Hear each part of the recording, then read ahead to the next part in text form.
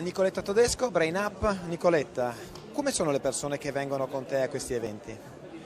Guarda, ti dico, c'è un po' di tutto, nel senso che c'è dal presidente dei giovani imprenditori alla persona che ha l'azienda, alla persona più semplice che studia, perché penso che la formazione sia veramente rivolta a tutti.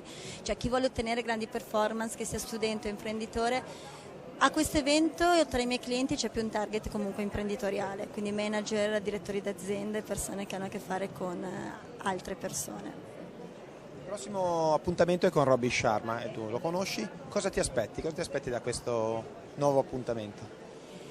Mi aspetto, intanto gli appuntamenti così sono molto belli perché c'è modo di ritrovarsi, di creare contatti e di imparare qualcosa di nuovo. Ho letto il suo libro, mi è piaciuto molto, mi ha entusiasmato, mi aspetto di apprendere qualcosa in modo diverso perché c'è bisogno di una formazione in cui c'è la parte materiale, economica e la parte spirituale, quindi un'unione di queste cose, sempre di più sono per e.